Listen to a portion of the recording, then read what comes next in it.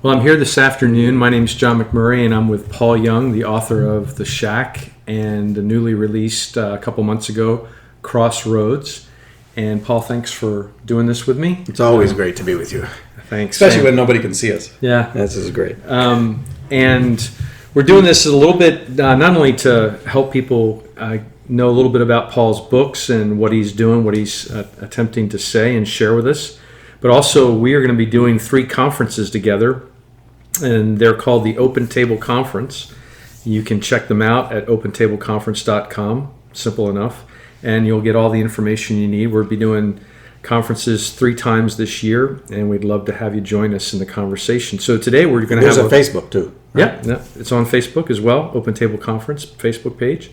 But so today we're going to have a little bit of the conversation that I'm sure we'll be having more of at the conferences. Mm-hmm. And so I wanted to start with having you tell us a little bit about your new book, Crossroads, that came out back in November.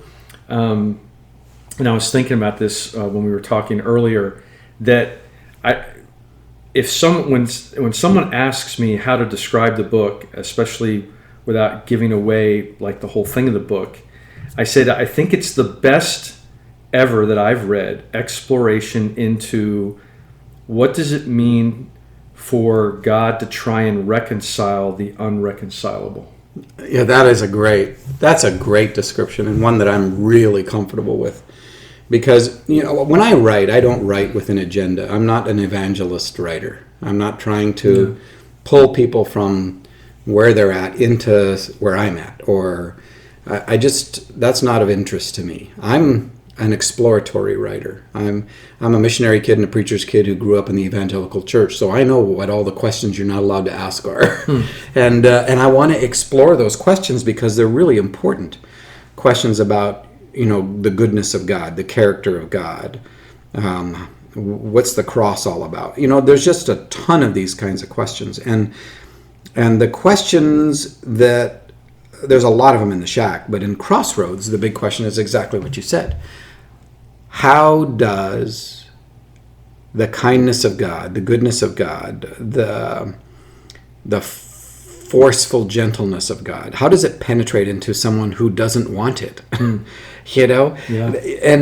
or who doesn't know that they want it, because relationship for a bunch of us is a very threatening thing. Trust is even worse, and especially if you were your trust was violated and broken as a child. So how does grace and transformation get inside a person who has created a system of survival that doesn't allow for relationship? It protects itself against it. And so the main character in Crossroads is Tony, who is a very despicable human being on many levels. Kind of a self-made guy. Yeah, business guy. He's interested in putting his foot on the gas and getting to whatever the goal is that's in front of him. Doesn't care about blowing through stop signs and red lights and... Easy there. Yeah. Yeah, he doesn't care about the crossroads, right? He doesn't stop long enough to think about how his choices have really rippled through the lives of others, let alone his own soul.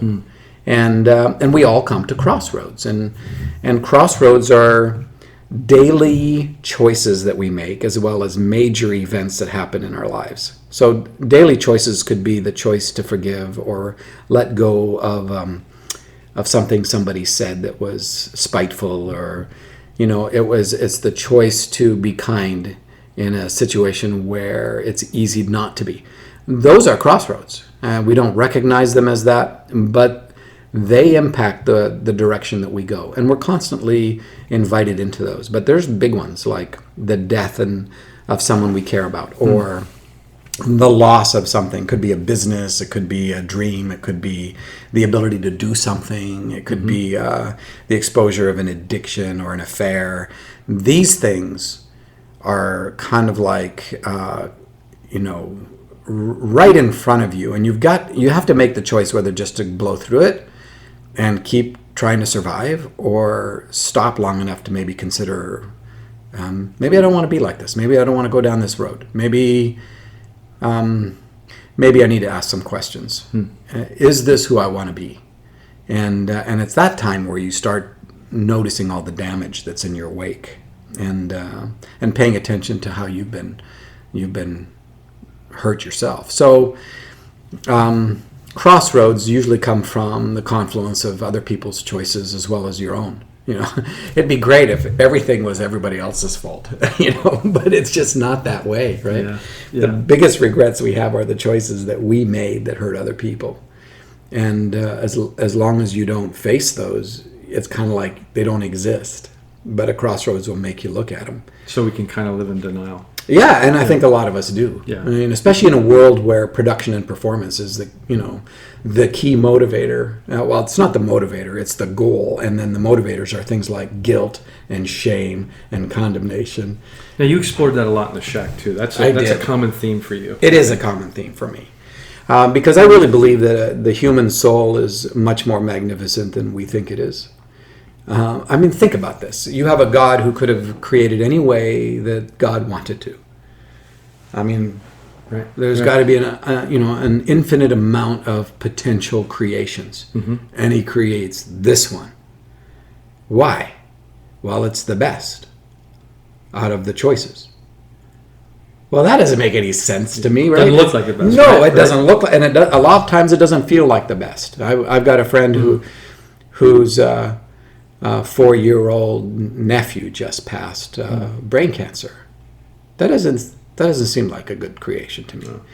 And so there are bigger questions going on here. If you've got a God who is powerful, who is good, by the deepest, most profound definition of good, then what's going on here? And this God creates a creation that God will enter and, in a sense, be changed by. Takes on humanity fully in Jesus. Well, God knew it going in. Yeah. You can't say, well, okay, all right, what do we do now? That the human race has sort of messed up the whole thing. It wasn't like that.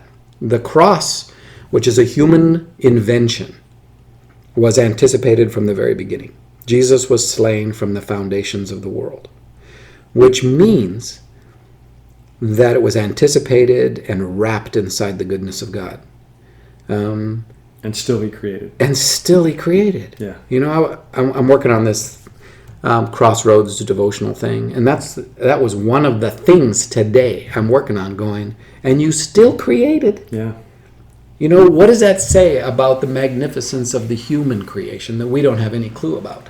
Yeah. And that becomes one of those themes that you've talked about this. You use this phrase quite often: relentless love, relentless affection. Yeah. Yes. And I think it says a lot about not only who we are, but our value to Him. Yeah. And His love, saying, "There's a reason I made this, and it's you."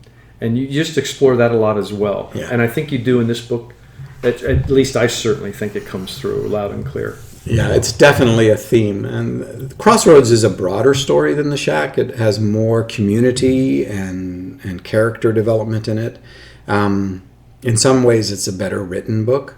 The Shack will always be The Shack. It just tore up new ground that nobody knew was there. And Crossroads follows in the same genre, but it's a totally different story, exploring different questions. But some of the themes are going to be the same. You've got this relentless affection of God. Either that or the God we're afraid exists actually does. Yeah. The one we're all scared about and who is retributive and punitive in nature. And the question then is, so why do you want to go spend eternity with this one? If you're afraid of him now, you think that's going to change? Are you afraid because you have an ability to choose to say no? Yeah. Is that, and so you're afraid you're going to say no? And this is, again, one of those questions that nobody that I find has talked about, and it's an obvious one. If the ability to choose is so monumental, this free will thing, right? So God creates in a way knowing that to create this way, to end up with people who are free to love because coerced love is not love at Yeah, all, yeah, it's not right? love.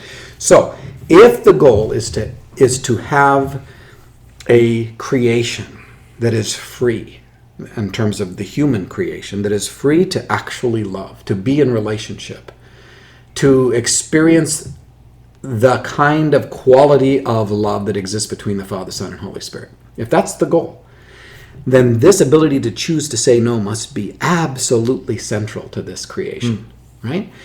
So here's the question. If we see this big mess that the universe is in because we bring the cross to the table, we create these torture machines and do this damage to each other, and God protects our ability, respects our ability to do that, doesn't originate evil, but climbs inside evil in order to bring something good out of it. If God has gone to such lengths to protect our ability to say no, why would we think that death, the event of death, would take away our ability to say yes? That to me is a profound question. Mm-hmm. Here we've got either that, or you end up with God actually being the originator of evil of some sort. You know, what other choices do you have when you look at within the Christian historical perspective, right? What other choices do you have about the character and nature of God, unless you join Lucifer and say, you know what, he's not good all the time. You know, you can't trust him. So that is so this is a big deal, because a lot of Christians, we believe that when you die, you lose your capability to ever say no again, which means you've lost your capability to say yes too. Well, it sounds like you're actually losing something that's, in terms of creation, that's innately human. Yeah. This is the way he wired you. Yeah, and the question is, so if he takes it away from us, then why didn't he take it away from us to begin with? First place? Yeah. So it seems like all this damage exists because he temporarily gave us this unbelievably beautiful ability to say no. Yeah. Right? But he's going to take it away from us. And then so we end up being the automatons that we would have preferred to be in the first place if this is the cost. Right. If this is the cost. Yeah. But I want to go back to something you said about God, not the author of evil, but he gets inside of it. What if God, knowing what would happen, they decide to create because they know that from within our evil, they can not just bring good out of it, but they can actually transform it into good. I know. And see, that's my question. And I think that that's exactly right. So part of this is... Well, it seems like a much bigger, more beautiful picture of redemption or reconciliation, these words that we hear. It would have to be that big in order to even begin to allow us to understand the kind of pain that we're able to perpetrate on each other. It has to encompass and for him to sit that. by and just let it happen. Yeah. Not and we think sit by. I was thinking about that today too. Presence is active and powerful, and a lot of times when you're with someone who is in a great loss, the most powerful thing you can do is to just be present. That's it. And say nothing. Yeah. And we created a lot of darkness and all the darkness morally. We created it. And 1 John is very clear. This is what Jesus, referring to Jesus, this is the capsulation of everything he told us. That God is light and in him there is no darkness at all. Right? That's stunning. Of all the things that he could have put together to capsulate, and he's saying the character of God is such that you can absolutely trust it. So it has to encompass the understanding of what we would do.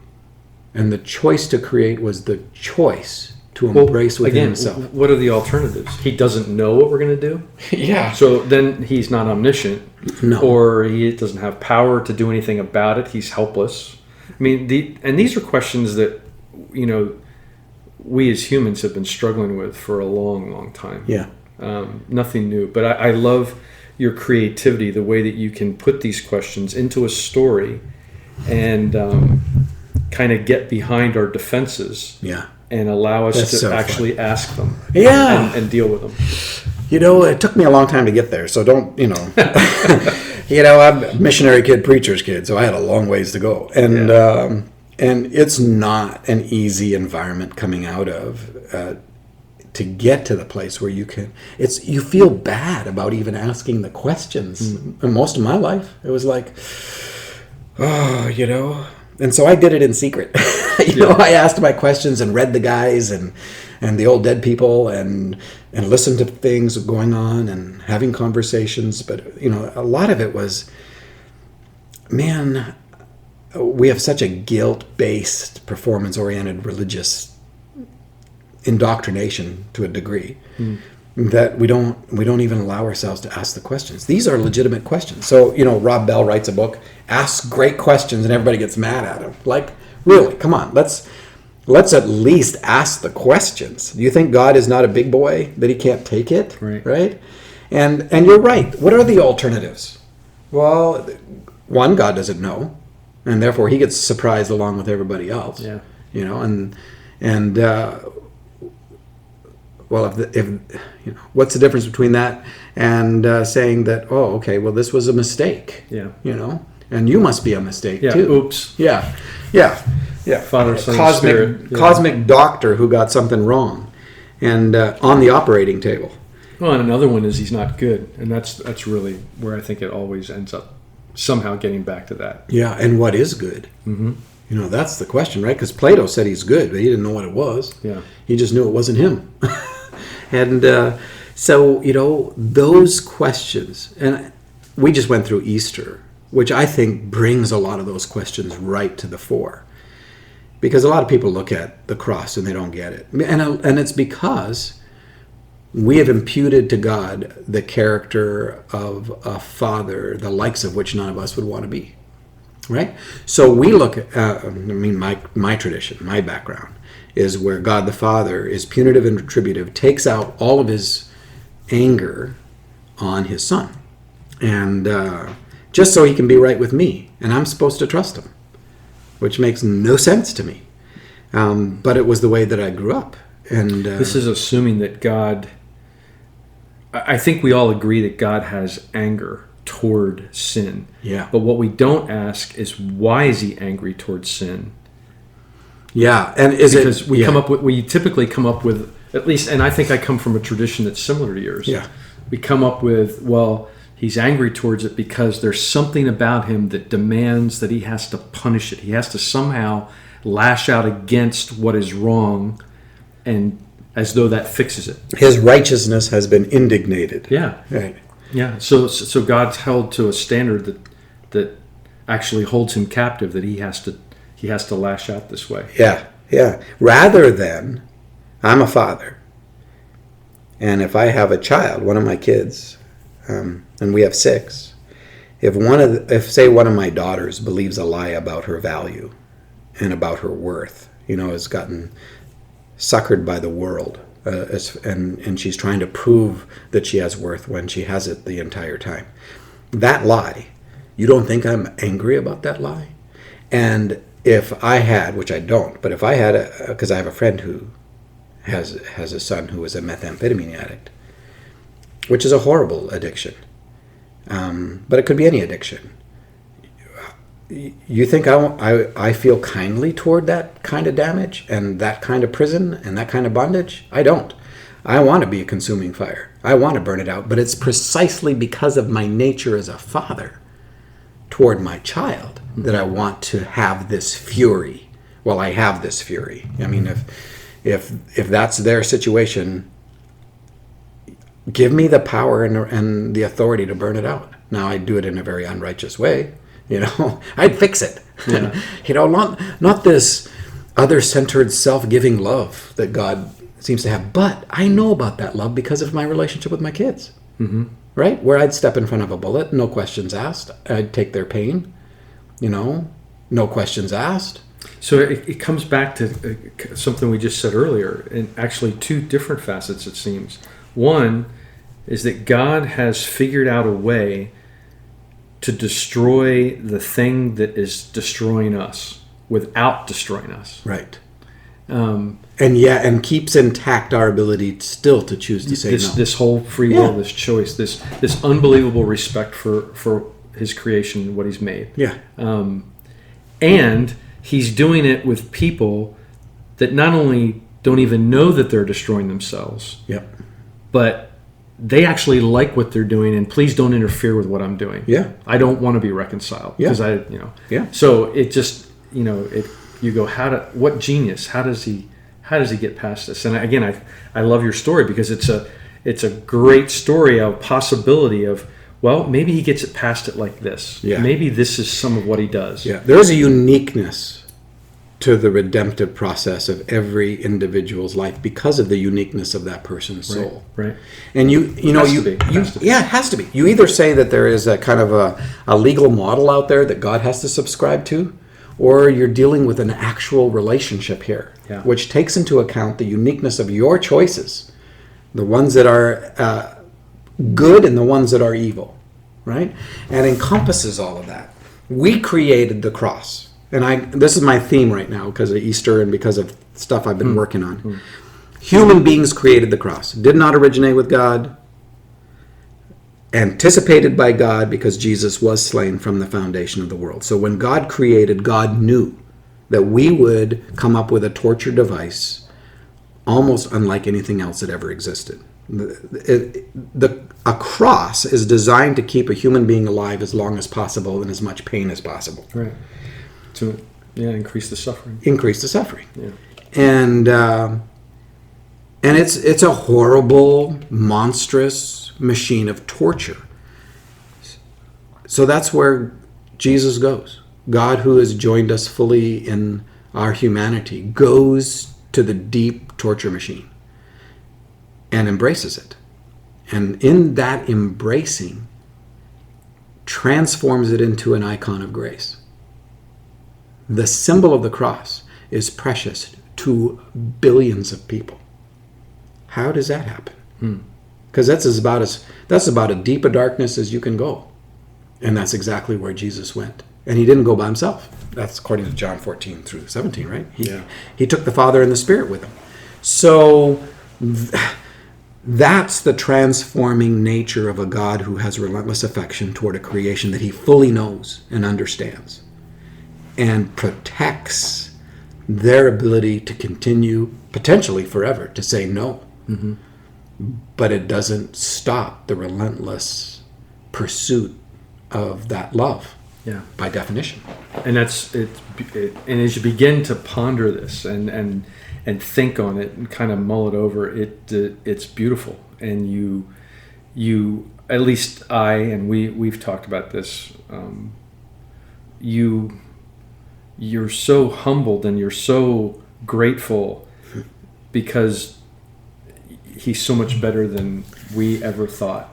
And he slowly and patiently and lovingly brought us along through all of our junk, and is growing us in the relationship with him. And that's a beautiful thing. Yeah, like George MacDonald has said in Creation in Christ, his unspoken sermons, he said, if you trust the character and nature of God, you will run to this God with arms wide open and say, please judge me to the core. Burn out of me everything that keeps me from being free. That means you've seen the devastation of sin and independence and isolation and non-relational matrix stuff. And you understand how destructive it is. There is no pleasures that are based in independence that have any real value. It's just darkness. So you've seen that, and you've seen that you're in bondage to it. And the only solution is a God who will be a consuming fire. Because of love. This love is a consuming fire. And will burn out of me everything that keeps me from being free. That's my hope. And we've made it the terror, right? Mm-hmm. We've made the fire the thing to be avoided at all costs. Oh, absolutely. Right? Yeah. And we created a whole... Well, because we made the fire punitive. We did. He's out to get us. We did. Punitive and retributive. Yep. In a way that I would never be toward my children. I would not want to be toward my children. I may be just on a bad day. When we become selfish. Yep. Yeah. Oh yeah, the implications of this, and let me segue just a little bit. Not that I want to leave the subject, I don't. But the implications of what you're talking about and how this has captured you and how you are living out of this embrace of this relentless affection that the Father, Son, and Spirit have for us. It's a wonderful thing to know and watch as your friend and to be a part of. But as you explore this in your writing, in your stories, and particularly most recently with Crossroads, the implications of it, you begin to explore, which fascinate me, and I look for more. I wait for more, because you begin to explore things like Alzheimer's and mental disabilities, and you begin to explore women and gender issues, and there's just a lot of places where this just works its way into and goes, this is transformative. Changes the conversation of everything. Because it not only changes the conversation, it changes the questions that we're asking in the conversation. Like, why would I be allowed to be 50 some years old trying to work this out, and a 4-year-old gets taken out? Right. I mean, you've got to come up with some understanding about the character and nature of God that encompasses that question. What do you do? I had a dear, sweet cousin of mine who we grew up together, and her and her brother. And in this last December, she took her life. She's struggled with schizophrenia her whole life. You know, a lot of our religious doctrine is for people that are fairly healthy and are able to make choices fairly easily, right? And so we make those the categories of acceptability to get inside the club or outside the club, depending on your ability to choose, right? What about my cousin who fought the voices for so long, so many years, that she finally got so tired? And her brother Toddy took his life about 4 years ago. Same thing. And you're going, you know, I need good news that embraces this question, and Alzheimer's and cancer and all these. We're all dying. What's that about, right? And how do what is the bigger picture? We live our 6 years, 12 years, 18 years, 58 years, 100 years. What, as a test? Right? You know, and for what? Just to get away from it? And that's one of the themes in Crossroads. It became the dominant theme, I think, in some respects, was I believe life's bigger than death. And death is not the event of death. It is the ocean of independence and isolation and non-relational existence that we find ourselves in. All this pain, all this damage. That's all death. The choice to be angry in a bitter way, the choice to not forgive, the choice to hold a grudge, all of these things are death. And here comes life into the middle of it, who joins himself to our death and overcomes it. So what does that say to me today in terms of my relationships? That says I can go in and say, would you please forgive me? That's what it says. And I can even work out the process of learning how to forgive myself for the hurtful things that I've done and the betrayals that I've been a part of and all of that. And it embraces me too inside all this damage. I need a gospel like that. I don't need a gospel that tells me already that, you know, I'm a failure and a loser and I'm condemned. And if I could just do this right, you know, then I'd be in. If I jump through this hoop, then God will come to my aid. I'm going to hold on by the skin of my teeth until I die. There are times in my life, and I know there has been in yours, where there's this sense, maybe it's in quiet moments or moments of particular clarity, maybe on our part, where you have this sense where, God, it seems like everything is spinning out of control. Like it's just all in this vortex swirling down the drain. And please tell me you have an answer for this. Or you are the answer. That there's something here that you have a love that can get not only past all this, but through it and redeem it. Because I'm lost. I really am. I'm truly lost without it. Yeah. Yeah. That's exactly right. And what you're saying is the good news is he goes, I am. Exactly. Exactly. For every I am not, I am. Yeah. Right? Yeah. That's beautiful. It's beautiful. Let me go back to some of the things that you explored. Like, I know that one of the characters in the book is based off of someone that you actually knew. Actually, he's a composite of a whole bunch of people that I know, including myself. That's Tony, the main character. So there's a lot of despicable. But there's another character, and I think you're talking about Cabby. Yep. Cabby is... Here's a cool thing about being a writer, where you get to make stuff up, right? It's one of the beautiful things about creativity is that there really are not a lot of boundary conditions to them, and you're allowed to do stuff. Mm-hmm. So when I was working on Crossroads, I wanted to juxtapose Tony, who looks successful, looks all the right ways on the outside. At least to most of us. Yeah, like in this world, he would be considered successful and wealthy and a good businessman, and he's got his ducks in a row. And I wanted to juxtapose that with someone who is obviously not successful, and by those standards. Yeah. And that would be Cabby, who is a Down syndrome boy. And what I did was, and this is. It's turned out to be one of the most beautiful things, and I think that I will ever do. And that is, everything about Cabby is true about Nathan Vriedeveld, who we just celebrated the third anniversary of his being, as his mom and dad say, relocated.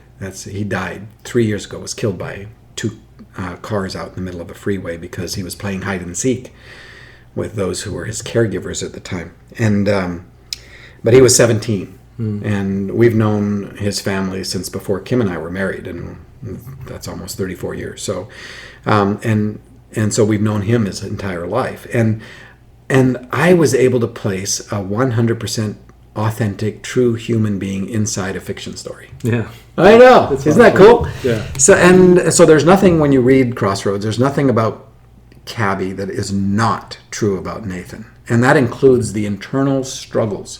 That's from conversations with his mom and particularly, and his dad as well. And so I was able to get inside of that world because the gospel has got to have clarity for that. Mm-hmm. And you've got someone who's broken on the outside juxtaposed with someone who seems successful on the outside. And then you find out that the one who is broken on the outside, there are areas of freedom in his heart that are so much more profound. Mm.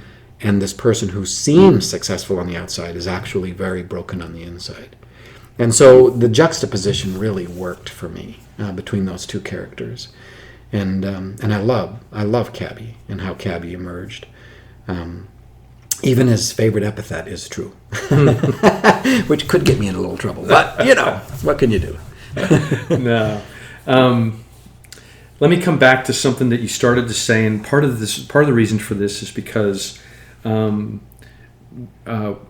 we'd actually gotten a question about something that you said, and it has to do with this beautiful picture of God respecting us as He's made us in our will, because He wants us to be in the relationship as He is in the relationship, that our love is willingly. It's not coerced. Right. And so He respects our freedom and gives this to us, and actually, in many ways, protects it. But that gives us the possibility of saying no. So remember, we received a question, like if it's possible after I pass from this life into the next, or I'm relocated, if it's still possible, which you've already begun to talk about, like, would it make sense that God would then remove our choice? It would make no sense whatsoever. But his question was, well, then would it be still possible to say no? Yes. As long as there is a possibility of saying yes or no, there's the possibility of saying the other. Yeah. Because one can't exist without the other. Mm-hmm. So, and it's kind of like, well, then aren't we afraid that somewhere down some... Oh yeah, this is a scary proposition to people. Well, yeah, because we want a sense of certainty and control, right? We want this life. So this life is about relationship with God, but once it's over, we want it to be a done deal. Everything codified, all the ways that give us certainty now that we look to. Mm-hmm. You know what? This is about relationship. It's always going to have that freedom. You know, it's the question is then, will we take that freedom to say no? I don't know. Will we have that freedom to say no? Absolutely. Mm-hmm. And I think that if we don't continue to have that freedom, then everything that we experience here is just a sham. It's just some kind of cosmic test tube game that becomes not just meaningless, but monstrous. And, you know, if this is the only time that we have the ability and then it's all taken away, what does that say about the character and nature of God? Yeah, that's a really big question. What does it say about him? Yeah. That's what he would create. And he takes, and again, the scripture I think is really clear that God takes pleasure in creation. He delights in it. Yeah. And so he's delighting in what?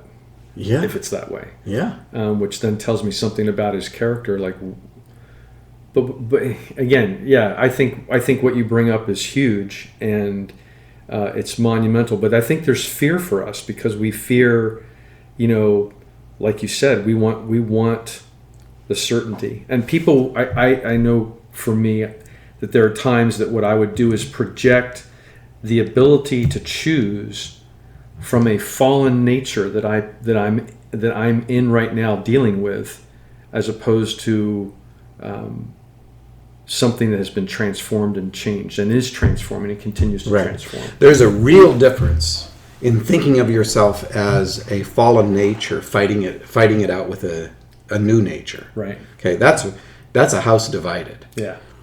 That versus I have this new nature housed inside a mortality that is in the process of being saved. Mm-hmm. That includes my soul and includes my body.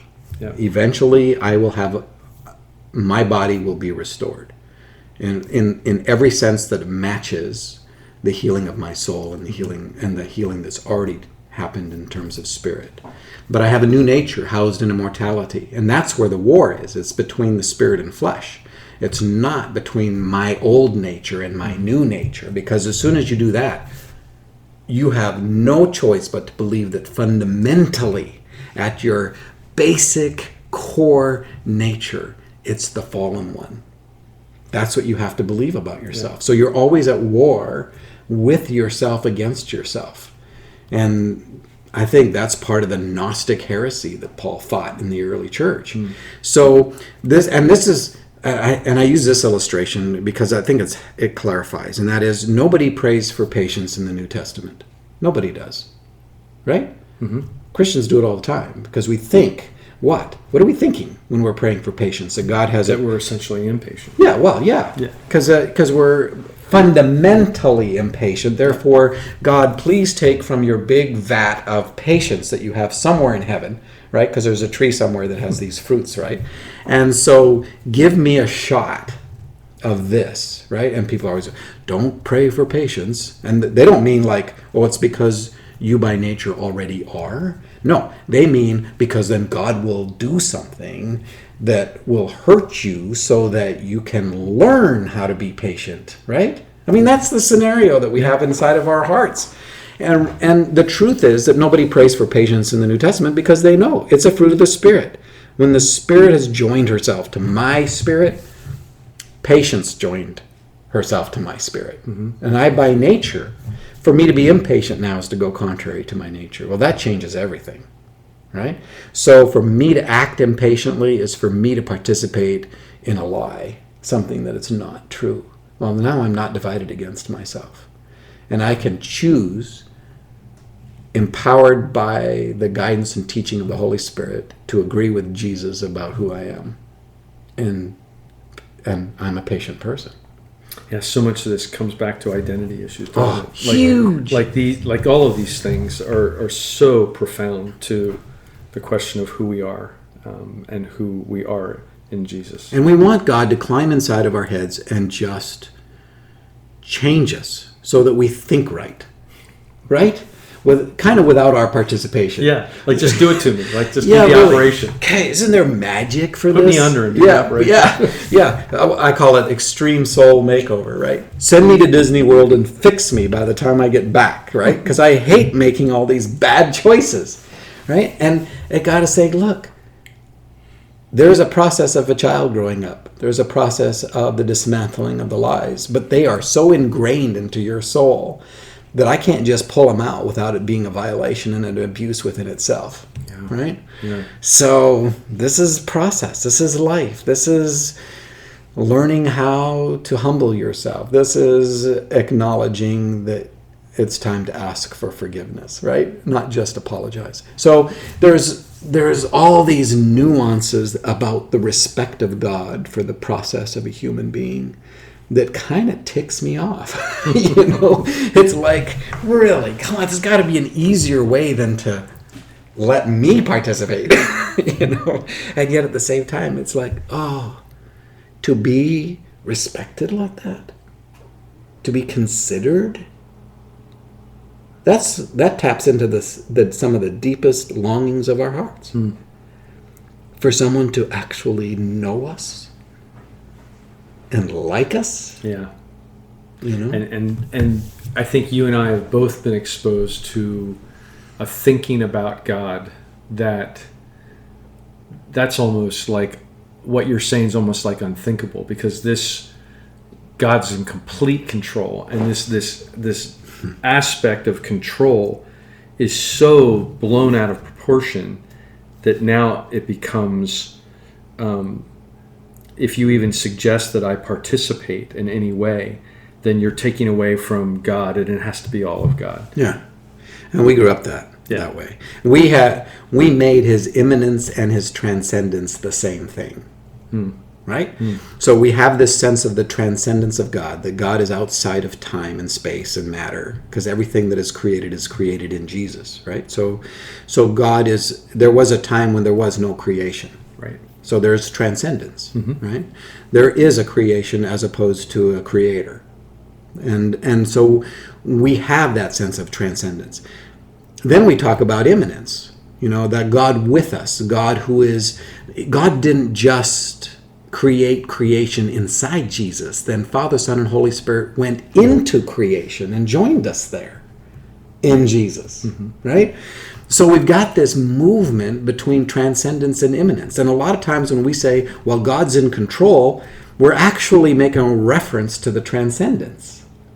That yes, God is outside of time and space and matter. But this is a God who fully joins us relationally. And that's the depth of a mystery right there. Because in that imminence, in that presence with us, God's not treating us like, I got the omniscient card up the sleeve here.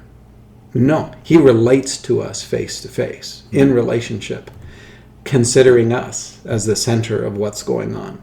Yeah, boy. And then we just want to say, well, then you're saying he's not in control. No. I fully believe in the sovereignty of God and because we're dealing with transcendence. Yeah. But imminence, let's talk about that. God has become human and will always be human. Yeah, and there's that word become again. Yeah. We could spend hours talking about becoming and what that means. Yeah. And I don't know if anybody's ever done, actually, nobody has, because that you said it. When we start talking about this, we immediately have been thrown into mystery that goes beyond our comprehension. And it has to. Thank God that it's beyond that there are elements of this that are just so deep they are incomprehensible in a proper sense, not an illogical or irrational sense. Right. But it's like supra-rational. It's just the depth of this mystery. And, if we get something, if we end up with a set of doctrines in which mystery is eradicated, you can be pretty darn sure that you're involved in something that is created by human beings for human beings. And we've got it packaged and we can sell it at the door. Yeah. Well, hey, That would give us some certainty now, wouldn't it? It would. It would. We're about out of time, and can you believe that almost an hour has gone by, and we're just sitting here talking? And as always, I enjoy it. I enjoy thinking about these things and thinking through where they're going. And for those of you that have joined us, that are listening to this, we are looking forward to being able to continue conversations like this when we have the Open Table Conference. And if you're thinking a conference like traditional, somebody just as a talking head, no, that's not what we want. We want the conversation.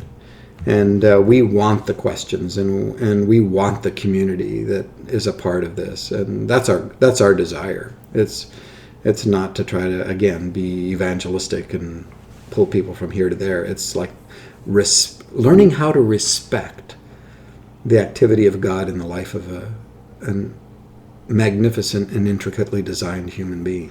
Yeah, regardless of how that's expressing itself right now. Yeah, exactly. Because we all express it in horrible ways as well as wonderful ways. Yeah.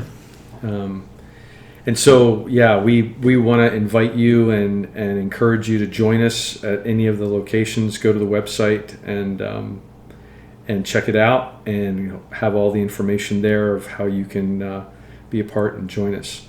So, Paul, thank you for your time, and it's great. Sure appreciate it, and we'll keep talking. Absolutely. Thanks for driving out here. Oh, totally. Love you, man. Same.